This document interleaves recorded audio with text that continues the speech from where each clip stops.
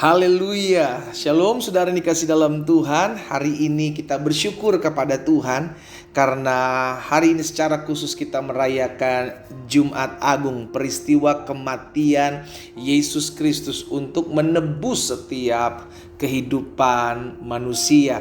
Kita perlu Tuhan, kita perlu juru selamat. Itu sebabnya harus ada yang menyelamatkan kita. Bagaimana caranya menyelamatkan kita? Harus ada yang mati buat dosa-dosa kita. Karena kita manusia berdosa, harus ada yang menebus dosa manusia. Alkitab jelas mencatat, karena begitu besar kasih Allah akan dunia ini, sehingga Ia mengaruniakan anaknya yang tunggal untuk menebus setiap kita, supaya setiap orang yang percaya kepadanya tidak binasa, melainkan beroleh hidup yang kekal. Saudara dikasih dalam Tuhan, hari ini kita akan kembali merenungkan firman Tuhan.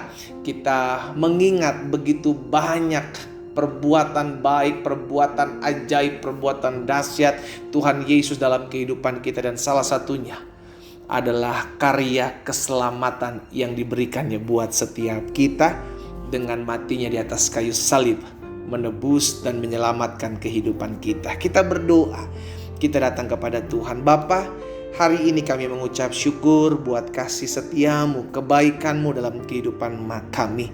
Kami berterima kasih buat anugerah yang tiada taranya dalam hidup kami.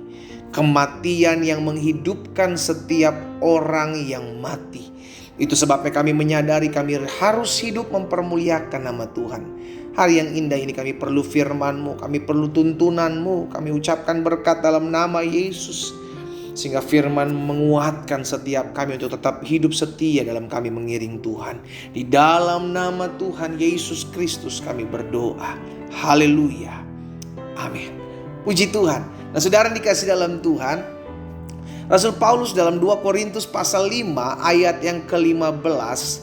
2 Korintus pasal 5 ayat 15, Rasul Paulus katakan demikian, dan Kristus telah mati untuk semua orang. Lihat. Jadi tawaran ini ditawarkan kepada semua orang, bukan hanya kepada orang-orang Kristen. Sesuai dengan apa yang dikatakan dalam Yohanes 3 ayat 16 tadi. Karena begitu besar kasih Allah akan dunia ini, sehingga Ia mengaruniakan anak yang tunggal. Ia dikasih Allah kepada dunia. Tapi yang meresponinya hanya orang-orang tertentu, saudara. Tidak semua manusia mau meresponi apa yang Allah buat. Itu sebabnya kita menyadari apapun manusia buat, manusia kerjakan, tidak akan pernah bisa menghampiri kekudusan Allah. Karena manusia kita adalah berdosa, sedangkan Allah adalah kudus. Dalam keberdosaan manusia, manusia tidak bisa menghampiri dalam kekudusan Allah. Itu sebabnya perlu ada yang membenarkan, menguduskan setiap kita. Itu sebabnya Allah sendiri yang harus turun tangan, mengutus anaknya Yesus Kristus untuk menyelamatkan kita orang berdosa. Dan Kristus telah mati untuk semua orang, supaya mereka yang hidup tidak lagi hidup untuk dirinya sendiri. Lihat, saudara dikasih dalam Tuhan, tujuan Kristus menyelamatkan kita, agar setelah kita diselamatkan, jangan lagi hidup untuk diri kita sendiri, tetapi untuk apa? Untuk Dia. Wow, untuk Yesus yang telah mati dan telah dibangkitkan untuk mereka. Jadi hidup kita ini bukan lagi milik kita. Hidup kita diselamatkan untuk kita berikan kepada Kristus, untuk dipakai buat kerajaannya, untuk menjangkau jiwa-jiwa yang terhilang, untuk mempermuliakan namanya. Itu tugas kita. Itu sebabnya Rasul Paulus juga menyadari hal ini, disampaikan kepada jemaat yang ada di Galatia.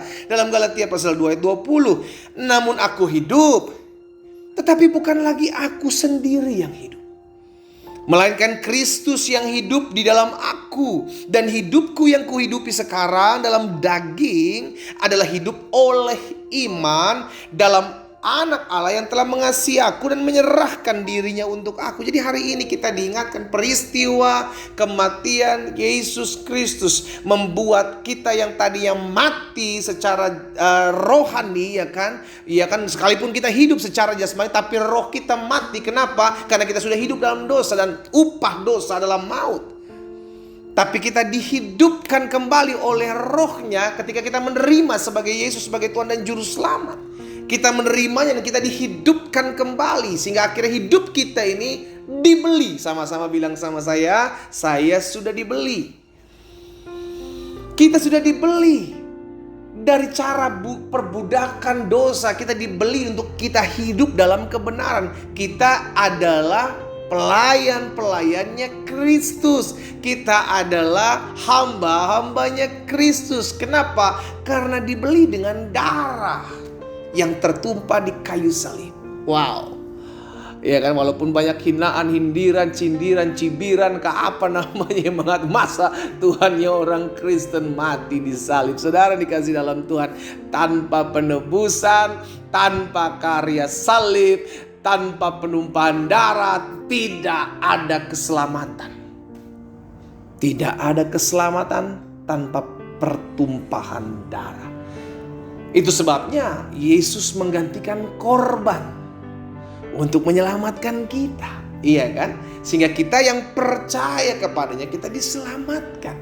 Karena itu pastikan setiap kita memiliki Yesus, mengakuinya melalui mulut kita dan percaya dalam hati kita bahwa Dialah Tuhan dan Juru Selamat kita. Akhirnya hidup kita ini mengalami penghidupan kembali. Yang tadinya mati secara rohani, kita dibeli, kita diberikan Roh-Nya untuk tinggal dalam hidup kita, sehingga kita dihidupkan, memiliki hidup yang baru.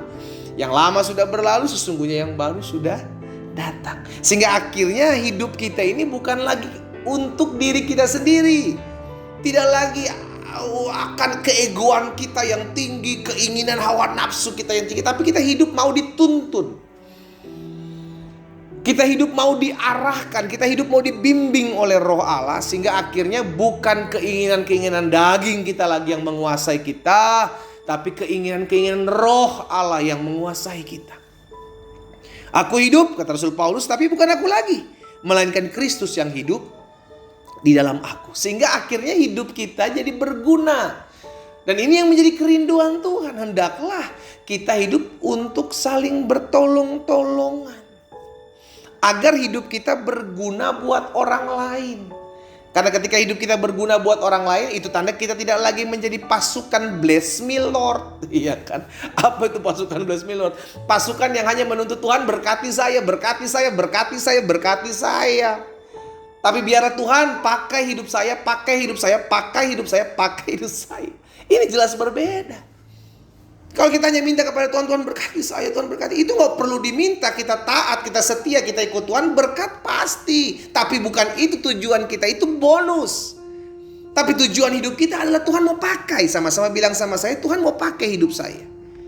Akhirnya kita mengerti ketika kita diselamatkan, Yesus bukan hanya menyelamatkan kita, tapi Yesus memperlengkapi kita. Yesus mengutus kita. Dan Yesus memakai kita untuk hormat kemuliaan namanya. Yes.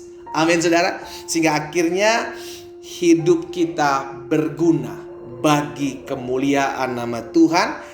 Hidup kita bermanfaat bagi banyak orang, dan melalui hidup saudara dan saya nama Tuhan Yesus dipermuliakan. Kematian Kristus menghidupkan saudara dan saya.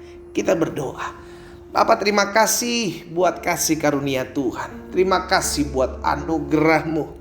Terima kasih buat kebaikan-Mu. Terima kasih buat kebaikan dan anugerah-Mu yang dahsyat atas hidup kami. Jika bukan karena Tuhan, maka kami tidak ada sebagaimana kami ada.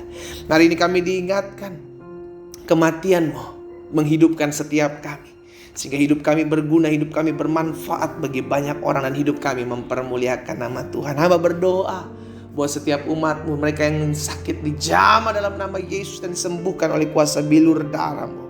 Bahkan kami yang memerlukan jalan keluar hari-hari ini, kami ditolong, kami diberikan kemampuan untuk kami melihat terobosan dalam kehidupan kami. Hamba berdoa, ucapkan berkat di dalam nama Tuhan Yesus. Kami berdoa, haleluya, amin.